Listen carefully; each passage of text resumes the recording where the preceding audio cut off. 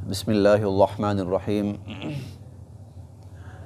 پارہ نمبر 6 کا خلاصہ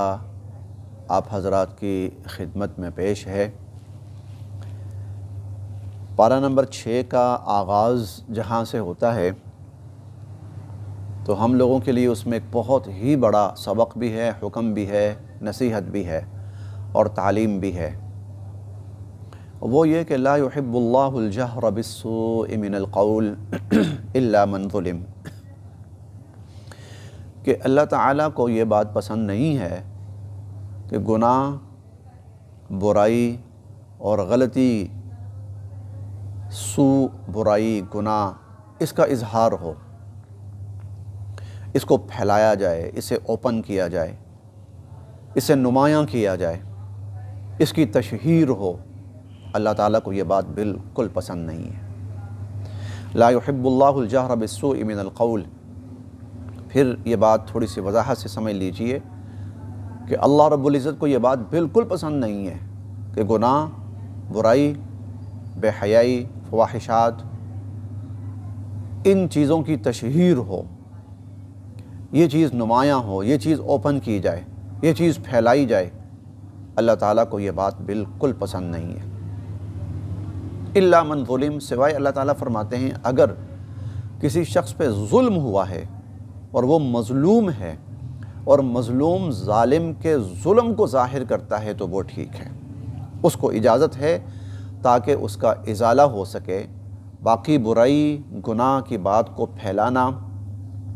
اسے نمایاں کرنا، اس کی تشہیر اللہ کو پسند نہیں۔ دوسرا جو مضمون اس چھٹے پارے میں بیان ہوا ہے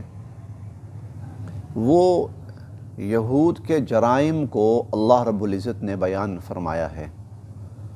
اور انہوں نے اللہ رب العزت کی اعلانیہ جو نافرمانیاں کی ہیں اللہ تعالیٰ نے ان کا ذکر کیا ہے۔ ہم سورہ الفاتحہ میں بار بار پڑھتے ہیں، دن میں بارہا سورہ الفاتحہ پڑھی جاتی ہے، تو ہم اس میں بار بار پڑھتے ہیں غیر المغضوب علیہم، اللہ جن پر آپ کا غضب نازل ہوا ہمیں ان کے راستے پہ نہ چلائیے گا۔ حضرت شاہ عبد القادر رحمۃ اللہ علیہ نے المغضوب کا ترجمہ کیا ہے ملعون، یعنی جن پر اللہ رب العزت کی طرف سے لعنت کی گئی ہے، اور قرآن کریم نے بارہا یہ اصطلاح استعمال کی ہے کہ لعن الذین کفروا من بنی اسرائیل، کہ بنی اسرائیل کے اوپر، یہود کے اوپر لعنت کی گئی ہے۔ تو وہ کیا برائیاں تھیں، کیا جرائم تھے، کیا گستاخیاں تھیں، کیا نافرمانیاں تھیں، تو یہاں پر کچھ چیزیں اللہ رب العزت نے بیان فرمائی ہیں تاکہ امت مسلمہ ان سے بچے۔ ان میں سے اللہ تعالیٰ فرماتے ہیں کہ فَبِمَا نَقْضِهِمْ مِيثَاقَهُمْ، ایک تو یہ تھا کہ انہوں نے اللہ رب العزت سے کیے ہوئے عہد و پیما وہ توڑ ڈالتے تھے۔ جو عہد اللہ تعالیٰ کی طرف سے، جو حکم اللہ تعالیٰ کی طرف سے ہوتا تھا، ڈھٹائی کے ساتھ اعلانیہ طور پر اس کو توڑ دیتے تھے اور اس کا انکار کرتے تھے۔ اسی طرح ایک بات اللہ رب العزت نے یہ بھی بیان فرمائی کہ وَأَخْذِهِمُ الرِّبَا، کہ یہ جو قوم تھی اس پر جو لعنت مسلط کی گئی اور اس کو جو اتنے بڑے مرتبے سے محروم کر دیا گیا اور اعزاز سے محروم کر دیا گیا، اس کی ایک وجہ سود کا لین دین تھا۔ وَأَخْذِهِمُ الرِّبَا وَقَدْ نُهُوا عَنْهُ، حالانکہ ان کو منع کیا گیا تھا سود نہیں لینا، سود کا استعمال، کھانا پینا نہیں کرنا، لیکن پھر بھی وہ لوگ سود اور سودی معاملات کے اندر ملوث ہوتے تھے۔ تیسری چیز اللہ تعالیٰ نے یہ بیان فرمائی وَأَكْلِهِمْ أَمْوَالَ النَّاسِ بِالْبَاطِلِ، ظالمانہ طور پر لوگوں کا مال کھاتے تھے۔ اللہ تعالیٰ نے یہ بھی وجہ ہے کہ جس کی بنا پر ان کے اوپر لعنت کی گئی، بہت بڑی لعنت کی گئی۔ اسی طرح ایک اور بہت بڑی بات وہ یہ تھا کہ وَقَوْلِهِمْ إِنَّا قَتَلْنَا الْمَسِيحَ عِيسَى ابْنَ مَرْيَمَ رَسُولَ اللَّهِ، انہوں نے یہ کہا کہ ہم نے اللہ کے رسول عیسیٰ بن مریم کو قتل کر دیا۔ یہ بات انہوں نے فخریہ طور پر کہی اور اعلانیہ طور پر اور اپنی کامیابی کے طور پر کہ دیکھو وہ جس نے اللہ کا رسول ہونے کا دعویٰ کیا تھا اور وہ اللہ کا رسول تھا، ہم نے اس کو قتل کر دیا۔ اپنی طرف سے یہود نے یہی کیا، سازش کر کے سیدنا حضرت عیسیٰ علیہ السلام کو سولی پہ لٹکوا دیا، لیکن یہاں اللہ رب العزت نے اپنی قدرت کاملہ سے سیدنا حضرت عیسیٰ علیہ السلام کو زندہ اور سلامت آسمانوں پر اٹھا لیا، اور سیدنا عیسیٰ علیہ السلام اس وقت زندہ سلامت آسمانوں پر موجود ہیں۔ چنانچہ اللہ تعالیٰ فرماتے ہیں کہ وما قتلوہ وما صلبوہ، نہ تو یہ لوگ سیدنا عیسیٰ علیہ السلام کو سولی دے سکے اور نہ یہ لوگ سیدنا عیسیٰ علیہ السلام کو قتل کر سکے۔ وما قتلوہ یقینا، اور یہ بات قطعی اور یقینی ہے کہ سیدنا عیسیٰ علیہ السلام کو یہ لوگ قتل نہیں کر سکے، بل رفعہ اللہ الیہ، بلکہ اللہ رب العزت نے ان کو اپنی طرف اٹھا لیا۔ وکان اللہ عزیزا حکیما، اور اللہ کی ذات بہت غالب قوت اور قدرت والی ہے، ایسا کر سکتی ہے اور حکمت والی ہے۔ تو عیسیٰ علیہ السلام کے حوالے سے یہود کی جسارت کہ انہوں نے اپنی دانش میں ان کو علیہ باللہ شہید کر دیا، سولی پہ لٹکا دیا، اور فخریہ اس کا اعلان بھی کیا، لیکن اللہ رب العزت کی طرف سے انسانوں کو حقیقت بتلائی گئی کہ ایسا نہیں ہوا کہ وہ شہید ہو گئے یا سولی پر ان کی موت واقع ہو گئی، بلکہ اللہ رب العزت نے سیدنا عیسیٰ علیہ السلام کو زندہ سلامت آسمانوں پر اٹھا لیا۔ پھر حضور علیہ السلام کی بے شمار احادیث مبارکہ میں عیسیٰ علیہ السلام کے دوبارہ دنیا میں تشریف لانے کا تذکرہ ہے، وہ موضوع اپنے وقت پر انشاءاللہ آئے گا۔ اس کے ساتھ ساتھ اللہ رب العزت نے نصارہ عیسائی جو عیسیٰ علیہ السلام کے حوالے سے غلط عقائد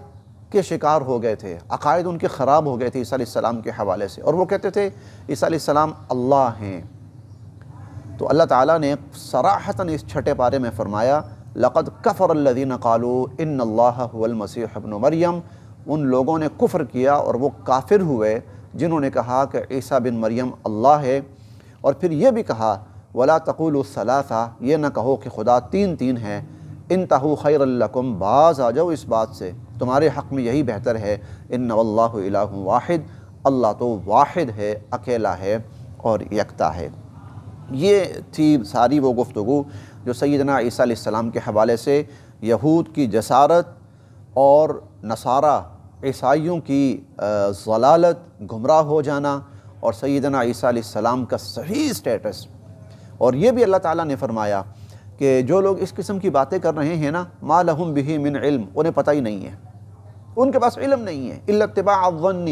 وہ تو کچھ غلط فہمیاں ہیں، کچھ غلط گمان ہیں، ان کے پیچھے لگے ہوئے ہیں۔ اصل بات یہ ہے بر رفعہ اللہ الیہ، اللہ نے زندہ سلامت سیدنا عیسیٰ علیہ السلام کو اپنی طرف اٹھا لیا۔ تو چھٹے پارے کے مضامین میں سے ایک اہم مضمون یہ بھی ہے۔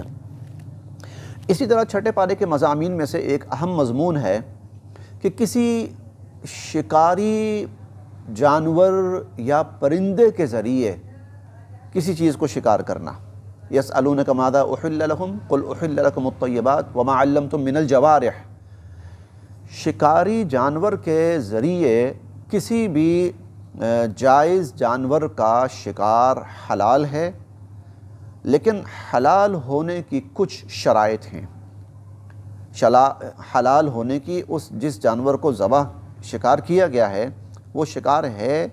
وہ حلال ہے، شکار حلال ہے یا نہیں ہے، اس کی البتہ کچھ شرائط ہیں۔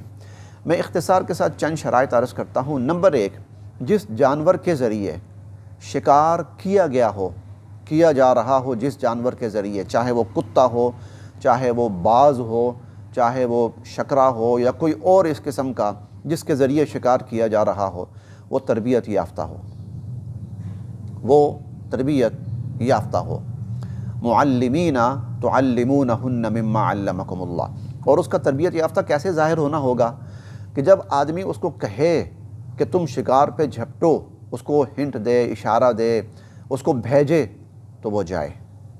اور اگر جب وہ جا رہا ہے شکار پہ حملہ آور ہونے کے لیے، جھپٹنے کے لیے، شکار کرنے کے لیے، تو آدمی اس کو روک لے تو یہ رک جائے،